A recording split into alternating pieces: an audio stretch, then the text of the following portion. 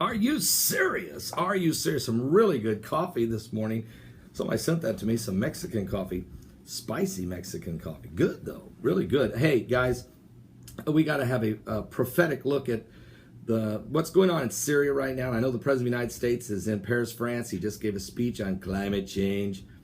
But he also is talking a lot about the fact that Russia has propped up Assad for 4 years. And, it was Obama who created the Arab Spring. He called these 4 leaders, he called for 5 leaders to fall.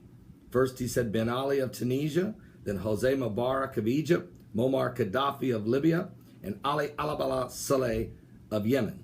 And they all fell quickly within 6 months. Boom, boom, boom, boom, boom. Then he said Assad must fall in Syria. And now that's been over 4 years and Assad has not fallen. Instead, Syria has absolutely, prophetically becoming a ruinous heap. Now, we know what it says in Isaiah 17:1. He prophesies that Damascus will become no longer a city. I'm going to just read that for you.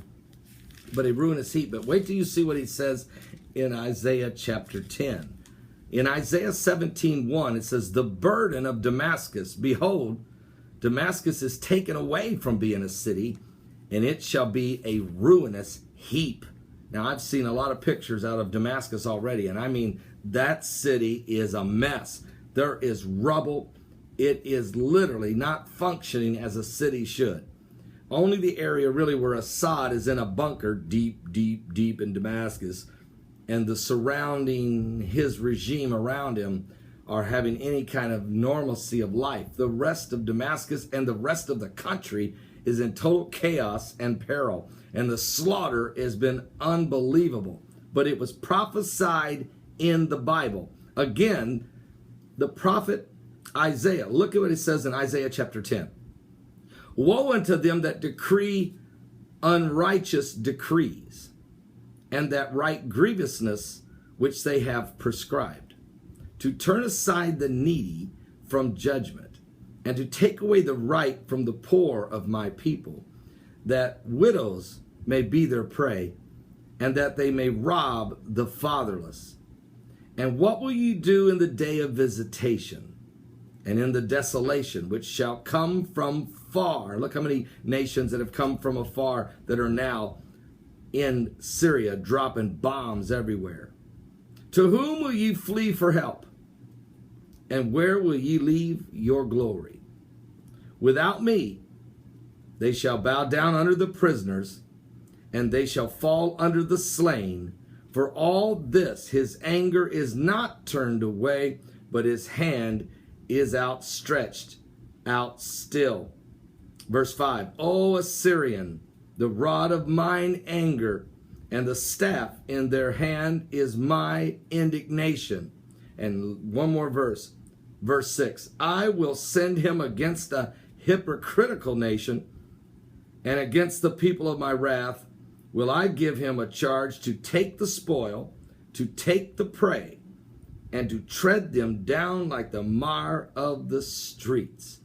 In other words, God is prophesying through the prophet Isaiah that God's saying, I will lift my hand and I will send in armies and enemies from afar, and I will literally lift my hand and they will tread your people down right in the streets. They will rob them.